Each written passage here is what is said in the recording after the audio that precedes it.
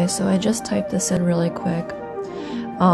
Meaning of cowardly in the Bible.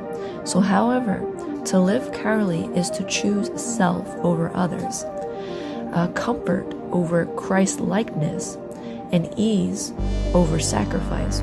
In the last days, there will be people lovers of themselves. So we need to be on guard. Jesus says, be on guard of the Pharisees, which is hypocrisy. Now, I need to make a confession. When I gave my life over to Christ, I did not fully walk it out. And I was living my life in hypocrisy, in such great fear. And if you are in God's love, Jesus' love, perfect love casts out fear. There is no fear in Christ. Fear has to do with punishment. So we're going to look at some scriptures about the New Testament hypocrisy. Really quick.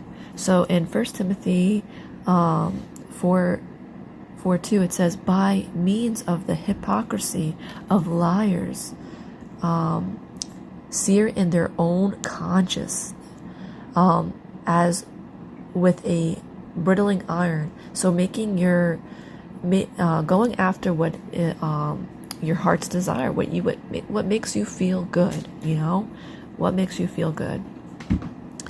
Luke 12:56, you hypocrites, you know how to analyze the appearance of the earth and the sky, but you do not analyze this present time.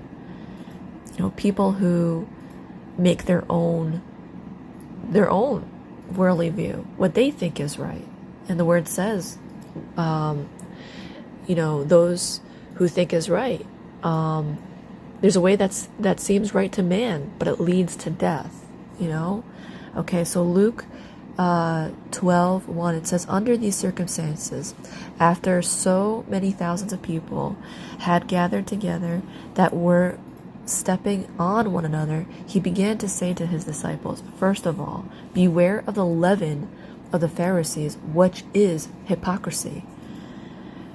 They have appearance of looking holy, but this is what Jesus reveals to us. And if you look at the deep root meaning of hypocrisy, and then you look into the Greek, it says coward, jealous, playing, acting out, dissembling. And coward, a person who lacks the courage to do or endure, and we're supposed to endure to the very end. Okay, so in the last days also, your important people, you were led astray by your important people, by their sorcery. So they're being led by fear and leading many people astray by that fear.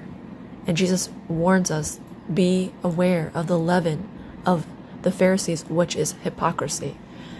Okay, so Matthew 23:23, woe to you scribes and Pharisees, hypocrites, for you tithe mint and dill and cumin, and have neglected the weightier provisions of the law, justice and mercy. Justice and mercy and faithfulness, but these are the things you should have done without neglecting the others. So Jesus is pointing out justice and mercy and faithfulness. These are the things that they had done, and then the things that they had not done, they neglected these principles: justice, mercy, and faithfulness. So, Matthew 23:27, woe to you scribes and Pharisees, you hypocrites! You are like the whitewashed tombs, which on the out appearance beautiful, but inside they are full of dead man's bones and all uncleanness. Matthew 23:28, so you too outwardly appear righteous to men, but inwardly you are full of hypocrisy and lawlessness. This is, people who appear to have it all together, but inside they have unfinished deeds, unrepented. They say they believe, but good, even the demons believe. We have to show our faith and show that we are not afraid. Perfect love casts out fear. Okay, Psalms 26:4. I do not sit with deceitful men, nor will I go with pretenders. Okay, we walk by faith, not by sight. Daniel 11:34. Now, when they fall, they will be granted a little help, and many will join with them in hypocrisy. Okay, there's so many verses. There's like 45 verses about hypocrisy. So if you have time today, really read and understand what hypocrisy is.